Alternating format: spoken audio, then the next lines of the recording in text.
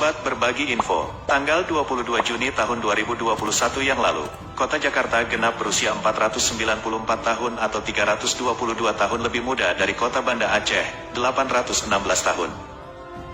Ibu kota negara Indonesia itu didirikan seorang putra Aceh bernama Fathahillah. Ternyata, kontribusi Aceh untuk RI bukan hanya menyumbangkan 2 pesawat terbang sebagai modal awal Indonesia ketika baru merdeka, atau bahasa Pasi yang dijadikan lingua franca, tapi juga mendirikan ibu kota negara ini. Nama Indonesia masih ada pada dunia internasional juga disuarakan lewat suara radio Rimba Raya. Jujur sama sekali. Tapi berkumandang ini radio RI Rimba Raya ini dibilang Indonesia tetap merdeka. Sekali merdeka, tetap merdeka dia bilang. Perjuangan dari Indonesia itu banyak yang disampaikan melalui radio Rimba Raya ini. Nah itu kalau menurut sumber yang ketiga itu, ulama Aceh yang pertama itu membangkitkan. Nah itu melalui radio Rimba Raya. Saat itu Indonesia sudah dikop kembali oleh Belanda dalam agresi kedua. Belum lagi putra Aceh, Markam menyumbang 27 kg emas di atas puncak Monas yang kini jadi kebanggaan kota Jakarta. Atau juga Aceh telah menyumbangkan hasil gas alamnya selama puluhan tahun untuk pusat. Sobat berbagi info, dalam banyak referensi, kota Jakarta didirikan pertama sekali oleh Ahmad Fathahillah, putra Aceh asal kerajaan Pasai, Aceh Utara, yang hijrah ke tanah Jawa pada awal abad ke-15 Masehi. Kedatangannya ke Jawa ketika itu disambut oleh Sultan Demak, Pangeran Trenggono. Atas dukungan Sultan Demak, Ahmad Fathahillah berhasil merebut Sunda Kelapa dan Banten dari kerajaan Pajajaran yang bersekongkol dengan Portugis. Penyerangan Fathahillah ke Pajajaran memperoleh 2 kemenangan sekaligus. Selain berhasil merebut Sunda Kelapa dari kerajaan Pajajaran, juga berhasil mengusir Portugis dari Sunda Kelapa daerah taklukannya. Atas kemenangan inilah pada tahun 1527 Masehi, Fathahillah diangkat menjadi Bupati Sunda Kelapa oleh Sultan Demak. Dalam tahun itu pula, tanggal 22 Juni tahun 1527, Fathahillah mengubah nama Bandar Sunda Kelapa menjadi nama Jayakarta, yang kemudian disingkat menjadi Jakarta, mengandung makna kota kemenangan.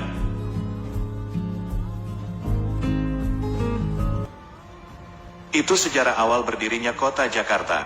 Ironinya dalam perjalanannya, peran Fathahillah sepertinya digelapkan. Memang, Fathahillah ada di Gesik, Jawa Timur, yang batu nisannya diduga persis dan seusia dengan nisan-nisan yang terdapat di Samudra Pasai Aceh. Fathahillah begitu ditakuti lawan, sehingga memiliki banyak nama kebesaran.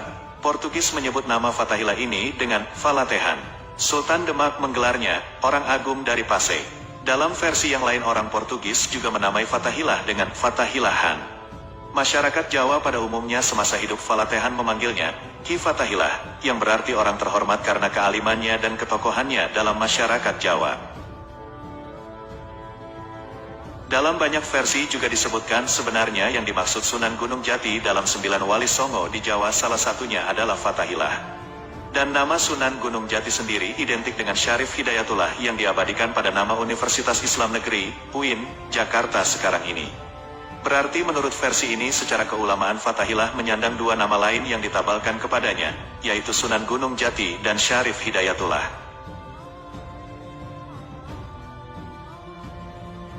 Sobat berbagi info, masih banyak sejarah yang dikubur, termasuk riwayat perkawinan Fathahillah sebagai menantu dari Sunan Gunung Jati, karena Fathahillah dikawinkan oleh Sultan Demak dengan keponakannya anak dari Sunan Gunung Jati. Sehingga jika ada pendapat bahwa Fathahillah bukanlah Sunan Gunung Jati atau Syarif Hidayatullah, suatu yang lemah.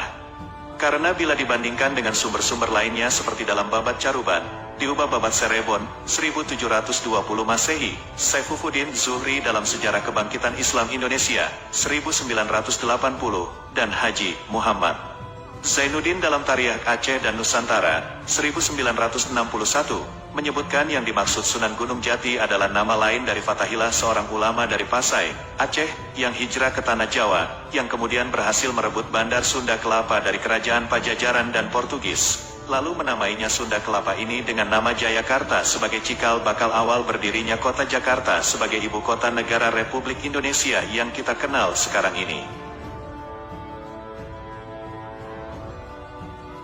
Sobat berbagi info, sumber berita ini admin kutip dari koran Serambi Indonesia, tanggal 27 Juni tahun 2010. Sekian dan terima kasih. Wassalam.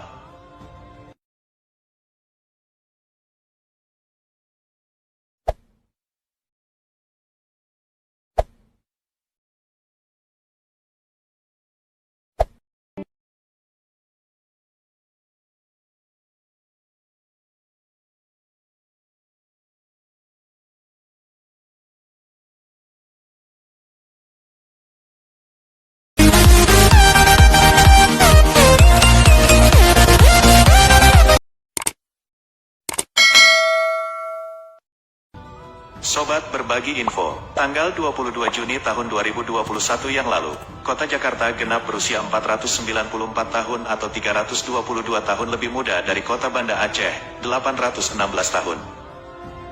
Ibu kota negara Indonesia itu didirikan seorang putra Aceh bernama Fathahillah. Ternyata, kontribusi Aceh untuk RI bukan hanya menyumbangkan 2 pesawat terbang sebagai modal awal Indonesia ketika baru merdeka, atau bahasa Pasi yang dijadikan lingua franca, tapi juga mendirikan ibu kota negara ini. Nama Indonesia masih ada pada dunia internasional juga disuarakan lewat suara radio Rimba Raya. Jujur sama sekali. Tapi berkumandang ini radio RI Rimba Raya ini dibilang Indonesia tetap merdeka. Sekali merdeka, tetap merdeka dia bilang. Perjuangan dari Indonesia itu banyak yang disampaikan melalui radio Rimba Raya ini. Nah itu kalau menurut sumber yang ketiga itu, ulama Aceh yang pertama itu membangkitkan. Nah itu melalui radio Rimba Raya. Saat itu Indonesia sudah dikop kembali oleh Belanda dalam agresi kedua. Belum lagi putra Aceh, Markam menyumbang 27 kg emas di atas puncak Monas yang kini jadi kebanggaan kota Jakarta. Atau juga Aceh telah menyumbangkan hasil gas alamnya selama puluhan tahun untuk pusat. Sobat Berbagi Info, dalam banyak referensi, kota Jakarta didirikan pertama sekali oleh Ahmad Fathahillah, putra Aceh asal kerajaan Pasai, Aceh Utara, yang hijrah ke Tanah Jawa pada awal abad ke-15 Masehi. Kedatangannya ke Jawa ketika itu disambut oleh Sultan Demak, Pangeran Trenggono.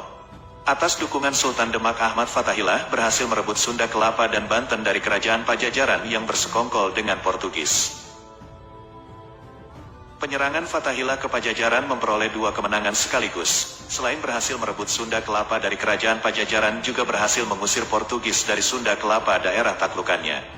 Atas kemenangan inilah pada tahun 1527 Masehi, Fathahillah diangkat menjadi Bupati Sunda Kelapa oleh Sultan Demak. Dalam tahun itu pula, tanggal 22 Juni tahun 1527, Fathahillah mengubah nama Bandar Sunda Kelapa menjadi nama Jayakarta, yang kemudian disingkat menjadi Jakarta, mengandung makna kota kemenangan.